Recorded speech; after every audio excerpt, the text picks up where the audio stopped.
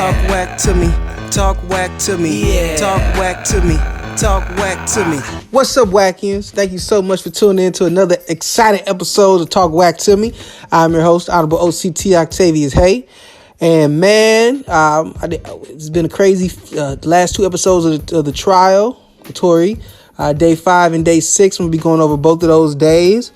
Right now, just ended up with day 6. We had some interesting witnesses. It was a lot more interesting of a day on day 6 than it was on day 5. But go ahead and get into both of those. Please, before we continue though, make sure that you hit the subscribe button, that notification bell, so you're notified every time I drop new content. Make sure you also like and comment on the video. That really helps with the algorithm, so we can get more people watching. That's always fun. So yeah, as far as the trial right now, we're at day 5. We had the what I said, like I said, it was like a slower week, or sorry, a slower day. You know, they had the bullet expert guy in there to once again verify that Meg's been shot. She has bullet fragments in her foot. They had DNA person there to pretty much say that, what's his name? Tory's DNA was not able to be identified on there. They never tested Kelsey, even though she had gun residue all over her and Tory had gun residue all over him. They discussed that even though they're claiming that the gun was fired from the car, the shell cases were actually located on the property of one of the residents there. And they were saying, wouldn't it be more likely that the shooting happened closer to where the shell casings were located? To where the expert said, yeah, that would be more likely. So that's also another thing to think about. Just another piece of information from somebody that makes this case even more confusing. And now, the big thing about the day 5, which was Friday, the big thing about that day was that they were going to go ahead. The judge had allowed Kelsey's initial testimony to the prosecution, to the lawyer, to the DA's office in September, where she did say that Tory shot her and Tory shot Meg and Tory beat up Kelsey, threatened to shoot them and tried to bribe them and all this other stuff. Pretty much, everything opposite from what she said, when she took the stand in the trial, when she was admitted to all that. They allowed that to be played. It was like 80 minutes. And I kind of thought that was pointless because she had already said that she lied. So you're going to play this 80-minute videos of audio or video, whatever, of Kelsey saying all this stuff, that Tory did all these things, when she came to court and said, that's not true. I lied. I made that up. I was just trying to protect myself. So, all that's just irrelevant at this point. Why does it even matter? But prosecution really got nothing, so they have to play that, I guess. That they just wanted it on the juror's mind. I thought that was a giant waste of time because all of that, you can just take all that and throw it in the trash. She said it was a lie, and she's changed the story, changed events. What is listening to the old thing that she's already addressed? What's that going to do? Again, prosecution's just hoping that it stays on the jurors' minds. So that was pretty much Friday. Now, the 6th, which is today as I'm recording, we got a little bit more interesting things happen. So it kind of seems like the prosecution they had to change up the game plan. Kelsey was supposed to be their star witness. She ends up going against them and pretty much killing Meg's credibility even further than Meg had already done when Meg was saying she hadn't slept with Tory, and, just telling them pretty much everything Meg said was not true. So dang, that's crazy. So this week, I guess the prosecution was just like, hey man, we got to do what we got to do. And they brought the officer that had one of the officers there that night of the shooting that was in charge of Kelsey. And pretty much the officer was saying, was cooperating with the prosecution's tale of events of how everything was, how Kelsey was. When the defense lawyers came up there, they started asking, well, you were right next to Kelsey, who was right next to Tory, so you should have been able to hear them. And the officer had reviewed the body cam footage, in preparation to talk. So like, okay, so you were with them for like how long? Officer says like 20-some minutes, 24 minutes that she was with Kelsey, Tory, and Meg. Really right, Kelsey, but Kelsey and Tory were right next to each other. So the defense was like, well, did you hear anything? No. And they were like, what? How did you not hear anything? He's standing right next to you. I wasn't paying attention to him. I was paying attention to Kelsey and Meg. this is what the officer's saying. This is what the officer's saying. And the defense lawyer's like, well, wait a minute, that doesn't make any sense. If you're standing right next to them, you didn't catch anything. And he was like, you didn't see when Tory was asking Kelsey if she's okay, when Tory was checking on Meg, none of that. And they were like, no, I didn't see that. Even when you like watch the footage, nothing. They then also used Kelsey's her diss track against Meg, which really made no sense to me because you had Kelsey here. Why didn't you have her go over these lyrics when you had her on the stand? That would have made more sense. But I don't know. They just didn't do it. But they instead they had somebody listen to the lyrics, memorize them, and then had them like interpret what Kelsey was saying, which again was nonsense because you had Kelsey there as a witness. So of course, again, the person that was brought in there, that was brought in to analyze, listen to the song, listen to the lyrics, and find what lyrics offer some type of information, towards the case. So again, the prosecution goes and asks all the questions. They're like, yeah. When the defense comes, all of a sudden they're not aware of certain lines in the songs, like Kelsey claiming that Meg lied about the defense. That Meg is lying to the DA and just making other statements about she didn't get paid. There was no bribery. And the person just like, I don't remember that. They're having to pull the lyrics up and have the person read it and show them like, this is where that's at. And they're like, you reviewed this? You had to review this, didn't you? And the person's like, well, yeah, I don't remember that. I got to have it in front of me. But they never had a problem remembering anything when the prosecution was asking. And they kept going back and forth with the witness.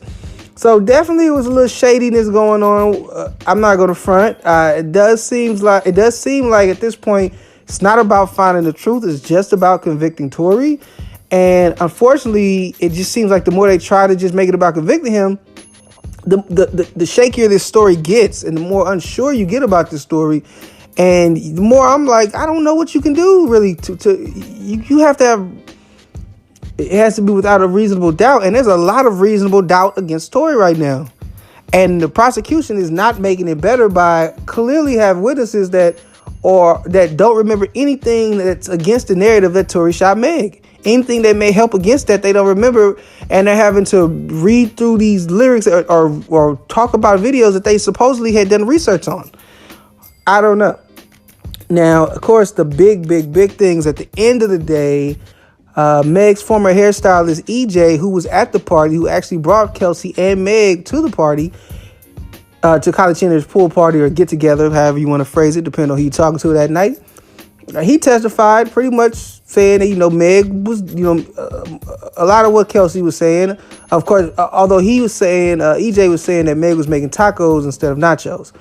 So Meg had went to make tacos, but then everybody was having fun and Meg didn't want to keep cooking and, miss out on all the fun. So she came out there. He said they killed like 7 bottles of alcohol. He said Odell Beckham came there, and then the prosecution was like, well, Odell Beckham's pretty good. How much do you think he drank? But EJ said Odell Beckham didn't drink. Odell Beckham came with a friend who didn't drink, and EJ didn't drink. And yeah, so they was like, it couldn't have been them. It was pretty much the girls. He said, EJ said that Meg really wanted Tory to come, and he said that Kylie really wanted Tory to come, and Kylie had been asking about him. So Kylie was really excited for Tory to get there. And when Tory gets there, he's all in Kylie's faces. This is all EJ verifying all the same stuff. Meg didn't want to leave, but EJ was saying he was saying her wig was messed up. So what Meg said with that was true, that the wig was messed up. But he was also saying that Meg was getting a little bit disrespectful with Kylie, or getting a little bit more bold. She was getting irritated. I guess seeing more, she saw Tory with Kylie and not really paying her no attention. And EJ said he knew it was time for her to go when Kelsey, who he also, he does corroborate that she had fallen asleep and woke up later. He said he knew it was time for him to go. When Kelsey said that Kylie was a vibe, she was cool to hang out with. And Meg said, yeah, I thought she was lame or something like that. And even though, according to EJ, Kylie laughed it off, EJ can kind of tell the difference in her personality and just wanted them to leave before something popped off, So he says, he does verify he put their back. He did not leave. He said he doesn't like the narrative that he left them because he don't leave nobody who he comes with. If you come with you, you leave him with him. He said he only put Meg's and Kelsey's stuff in Tory's car because Meg told him to. And he asked her, he said twice, he asked her, are you sure? She said, yeah, she wanted to leave with Tory. And he didn't leave it till they left. Remember, they left once and then they doubled back. That's what Kelsey says. And then again, he was there, so he knew that they left without Tory. He left with them. The thing is, Meg doubled back, and that's when they had to go get Tory. So he couldn't attest to what happened after that. But he did pretty much match up with Kelsey's story. It lined up with Kelsey's story of the way events transpired that night. Very much against another story that's against what Meg is saying. And from his story, he said it was clear that Meg was upset with Tory for talking to Kylie Jenner.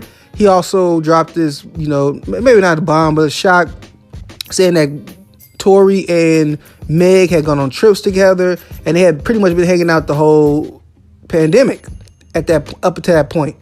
So what we thought was just kind of a little bit of side thing here and there was kind of like maybe not a relationship. I don't think either one of them would have said they were together, but it was something more than just casual sex. They was having trips and really in each other's face. So I can kind of see how Meg could be upset with Tory for talking to Kylie. But yeah, though, so according to EJ, that's his events, or that's his recollection of events. That's how he remembers things going. I'm seeing a lot of people getting upset with EJ online, and I'm like, he from everybody's description of it, he just came there and told the truth. It wasn't a biased truth. He said he never saw Meg with a gun. He never saw Kelsey talk. They never talked about guns. He said he has seen mace or things like that in Meg's bags before. And he did, and EJ also said that, he saw something in her bag that could have been a gun, but he wasn't sure. But he said he never heard of any of the Meg, Tory, Kelsey talk about guns before, and that they were rarely without their bodyguard, so it really wasn't a big deal. Another thing that EJ did say, though, was that he put the suitcases in the trunk, but they were in the middle seat when the cops came, and that the gun was actually underneath that. So what made them pull those suitcases from the back up to the front? And could the gun have been with either Kelsey or Megan, one of their bags? Again, this is just more stuff thrown in that's shaking up the story even more. Where is the gun? Who's it registered to? We don't know that. Meg's bodyguard, they still can't find him. He's not actually missing. He's not a missing person. His family's not looking for him. They just don't know where he's at because they're trying to find him. So that's that. I don't know where that rumor came from that he was actually missing, like in danger, or nobody could find him. He's just not coming around.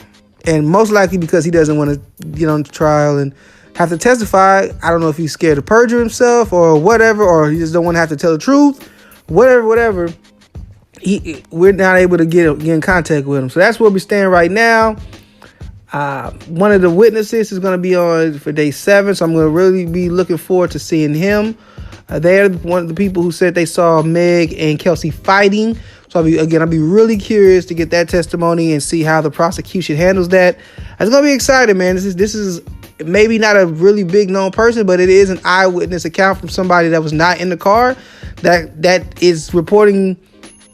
That's reporting something that hasn't been talked about yet, and that's the actual physical altercation. So more than just the bump that Kelsey said. So again, it's gonna be crazy. I'm looking forward to it, and of course, I'm gonna come on here and talk about it with you. Yeah, talk whack to me, talk whack to me, yeah. Talk whack to me, talk whack to me.